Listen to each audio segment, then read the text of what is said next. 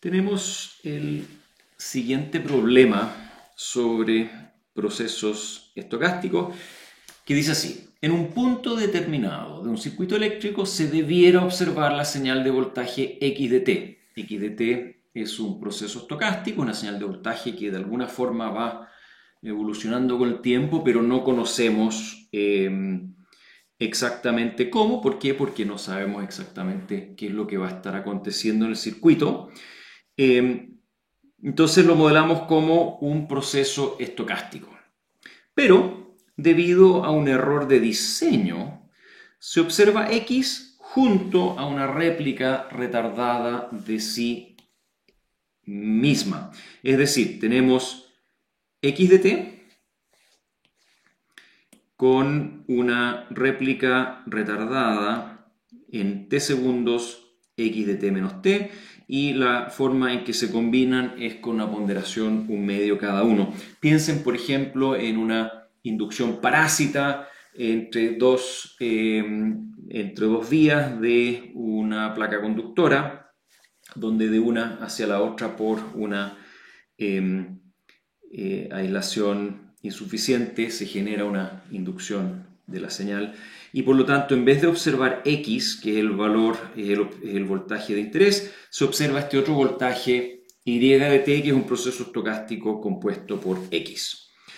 Ahora se da la información de que X es un proceso estocástico estacionario, tiene una media mu sub X constante y tiene una función de autocorrelación Rx que depende exclusivamente de la diferencia tau de los instantes de observación, por tratarse de un proceso estacionario. Y entonces lo que se solicita es verificar que Y, este proceso, digamos, llamémoslo parásito, es estacionario en el sentido amplio. Luego determine la densidad espectral de potencia de Y. Y después hay un problema un poquito más abierto de análisis, que ya lo vamos a ver. Entonces comencemos simplemente con verificar que Y, que este proceso de aquí, es estacionario en el sentido amplio. La condición para estacionariedad en el sentido amplio es siempre que la media del proceso sea constante y que la función de autocorrelación dependa exclusivamente de la diferencia de los instantes de observación. Entonces, comencemos con la primera condición. El valor esperado del proceso Y es igual al valor esperado de 1/2 X más 1/2 X retardado en t mayúscula segundos. Y obviamente el valor esperado de la suma es la suma de los valores esperados.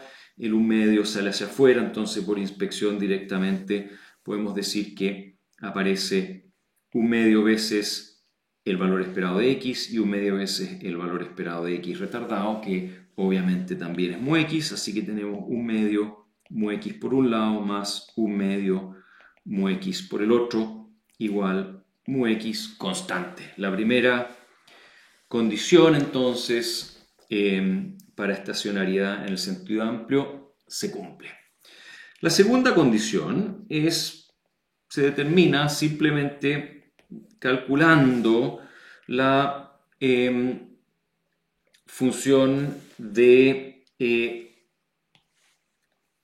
autocorrelación, y si es que el proceso no sabemos que es estacionario en el sentido amplio, entonces en estricto rigor siempre hay que asumir de que es un valor esperado del proceso en T1 y un valor esperado del proceso en T2 multiplicado uno con otro y el valor esperado de ello. Una forma más simple de hacer esto es la siguiente: es simplemente decir, bueno, mira, consideremos el proceso en un instante t y el proceso en un instante t más tau, pensando en que en el fondo este t es equivalente a t1 y este t más tau es el equivalente a t2. Es completamente equivalente hacerlo de la una o la otra forma. En este caso, para ejemplificar, lo vamos a hacer de esta. Entonces esto es igual a el valor esperado de 1/2 x de t más 1/2 x de t menos t mayúscula, y todo eso multiplicado por 1/2 x en t más tau más 1/2 x en t más tau menos t mayúscula. Y ahora tenemos que multiplicar, sacar los cuatro factores, los cuatro sumandos, da 1/4 en todos los casos por el valor esperado de x de t por x de t más tau más x de t por x de t más tau menos t más x de t menos t por x de t más tau más x de t menos t por x de t más tau menos t.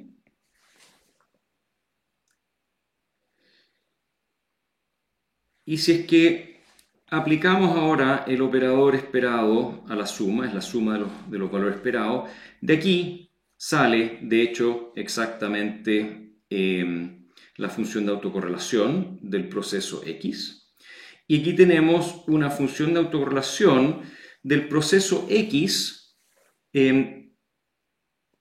t contra t menos tau. Aquí tenemos t contra menos tau más tau. Entonces, básicamente estas acá resultan todas funciones de autocorrelación corridas con respecto a la clásica. Entonces, esto lo podemos escribir como básicamente entonces ry de t, t más tau es igual a, es esto de acá, ¿no es cierto? Esto de acá es igual a esto. Entonces tenemos, es igual a 1/4 multiplicado por la función de autocorrelación de x, que es esta de acá.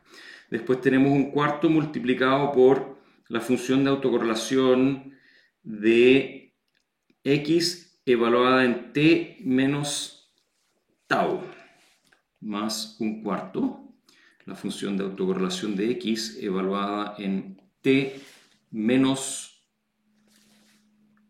perdón, en tau menos t mayúscula, en tau menos t mayúscula. Después del siguiente, de este caso acá, es la función de autocorrelación de tau menos t, es decir, tau más t, es entonces más 1/4 la función de autocorrelación en tau más t. Y después tenemos finalmente 1/4 de la función de autocorrelación de tau menos t menos t mayúscula, así que se cancela el t y queda entonces nuevamente rx de tau. Vemos que esta de acá y esta de aquí se suman, así que tenemos igual a 1/4, perdón, 1/2 rx de tau más 1/4 rx de tau corrido en t más otro cuarto rx de tau corrido en t hacia el otro lado. Ahora, estas dos de acá tienen, se corre una para un lado, se corre la otra para el otro lado, mantienen conjuntamente una paridad. Conjuntamente estas dos son señales pares, esta es par, así que todo esto es par. Esa es una condición para que esto siga siendo una función de autorrelación. Pero lo que es más importante es que aquí adentro y aquí adentro desapareció t, desapareció el tiempo t y solamente quedó la diferencia entre el instante de observación t y t más tau. Esa diferencia ya viene automáticamente contenida como la variable tau. Esto no es otra cosa que un retardo. Un retardo no molesta, es un parámetro. Así que esto perfectamente podríamos pensar en un Rx' de tau. Y esto aquí podría ser un Rx segunda, que también es función de tau. Pero en definitiva, toda esta expresión es función únicamente de la diferencia de los instantes de observación acá. Esa diferencia es igual a t más tau menos t, es decir, es igual a tau. Es solamente entonces esto acá, función de tau. Por lo tanto,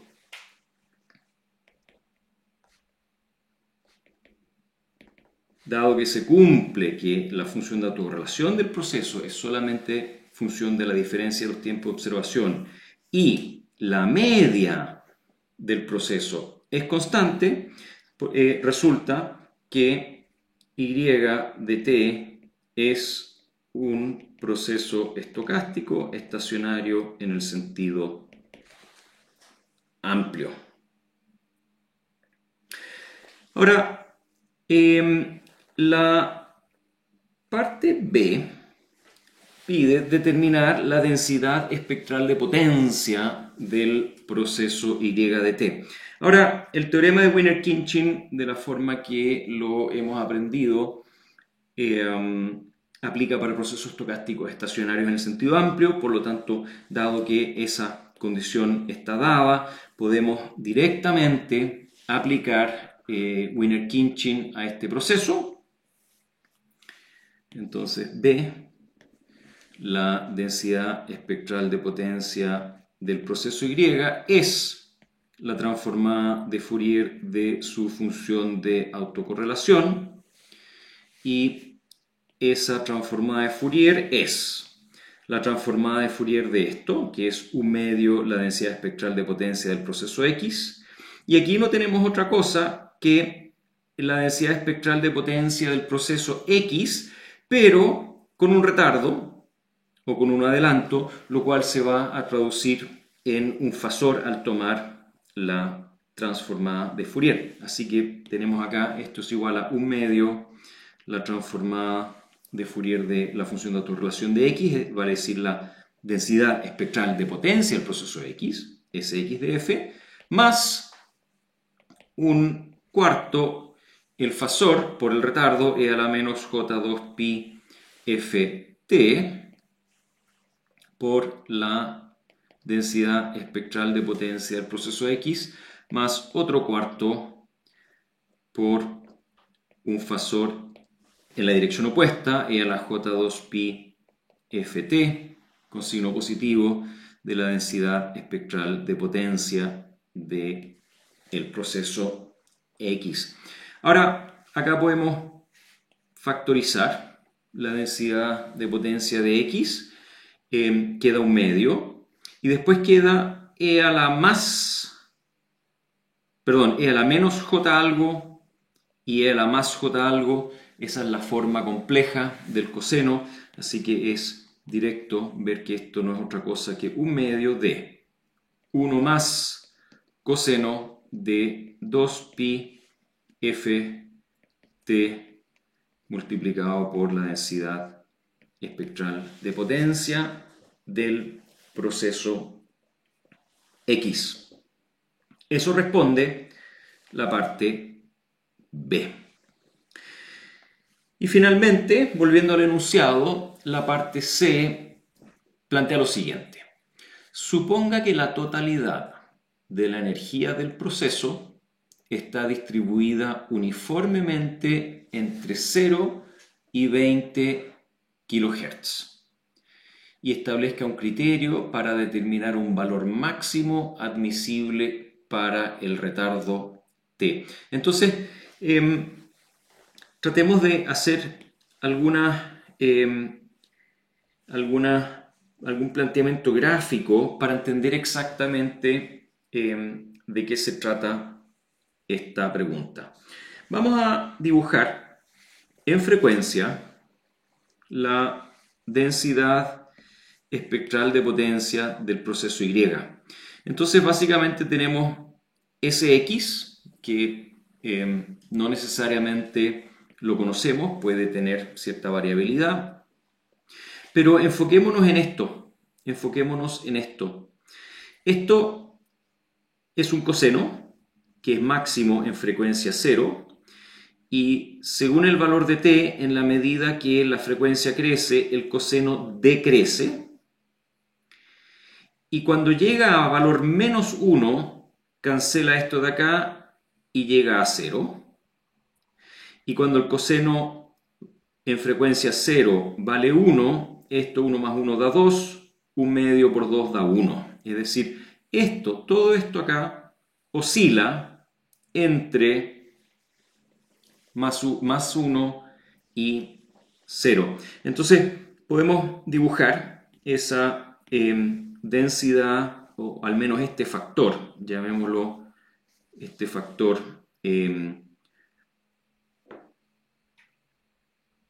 K en función de la frecuencia. Este factor K en función de la frecuencia oscila como un coseno.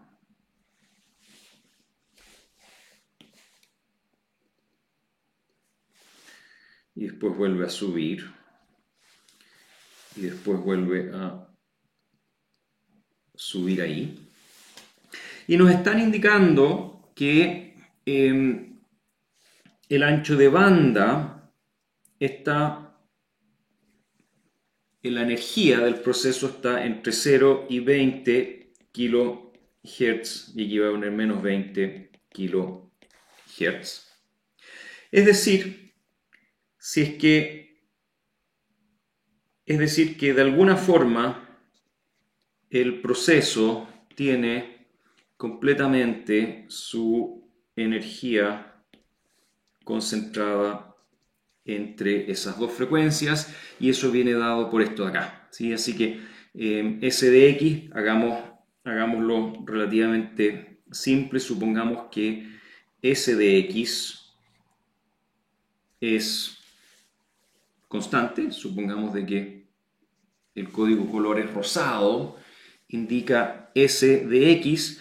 Entonces el resultado es que el proceso va a tener una densidad de potencia, la voy a dibujar ahora en verde, que es algo así como eso. Esto vendría a ser SY de F. Por supuesto que hay un caso en que los 20 kHz caen aquí afuera, eso también lo podemos analizar, pero en este caso quedémonos con este análisis más simple, que básicamente lo que hace es reconocer de que este factor K genera una pérdida de energía. ¿Por qué? Porque este valor aquí máximo, ya lo definimos, ya lo dijimos, vale 1. Es decir, que en el mejor de los casos, la densidad de potencia original se multiplica por 1, pero en el peor de los casos, la densidad se puede multiplicar hasta por 0. Así que aquí y aquí hay una pérdida de energía. Entonces la observación es el factor K de F genera una pérdida de energía. Y esa pérdida de energía es indistinto cuál es el valor de 20 kHz, porque si 20 kHz aparece acá, la pérdida de energía en esta porción también ocurre. Entonces, el enunciado establezca un criterio para el retardo t. ¿Por qué? Porque de alguna forma, si este retardo t es más grande o más pequeño, las propiedades, la densidad espectral de potencia de Y cambia y tal vez nos interesa acotar t, acotar ese retardo con el cual se genera esta inducción parásita a un cierto nivel, y ese t entonces aparece acá conectado con la frecuencia, por lo tanto este punto de aquí se mueve hacia arriba o hacia abajo según t. Lo que queremos es que t sea muy pequeño, ojalá 0, para que este punto de aquí se vaya hacia infinito y para que la porción en la cual se encuentra la señal se enfrente a, ojalá, la parte más central y más angosta posible del coseno, ¿sí? Anotemos eso. Si t se va a 0, entonces tenemos que sy de f se va al valor original de x. Entonces, cuanto más grande t, mayor la pérdida de energía. Entonces la pérdida de energía crece con t. Y voy a poner aquí entre paréntesis hasta un cierto punto.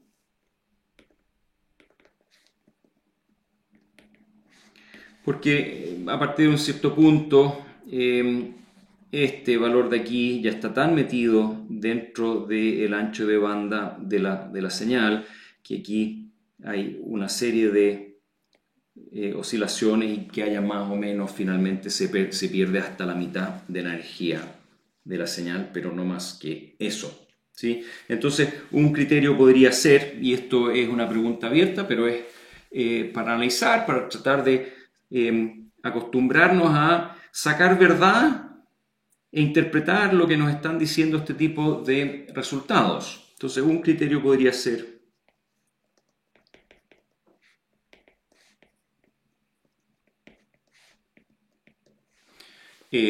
limitar la pérdida de energía de la señal X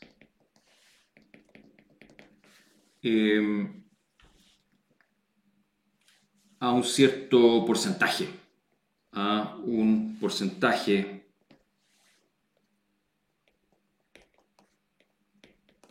lambda entre 0 y 1. Como sigue, de la siguiente forma. Entonces decimos que la energía entre menos 20 kHz y 20 kHz, que es la integral de 1/2 de 1 más, el 1 menos el coseno de 2pi ft de f sea mayor que ese porcentaje. Vale decir que de alguna forma aquella energía debajo de este rango, lo que se pierde acá y lo que se pierde acá, lo que se pierde en esta esquina y en esta esquina, esté limitada a un cierto lambda, y valores de t que están más alejados van a tener acá una forma más plana, por lo tanto sy va a ser más parecido a sx. Esa es una forma de hacerlo, sin duda hay otras, pero como ejercicio de análisis esto que acabamos de hacer es perfectamente adecuado y suficiente.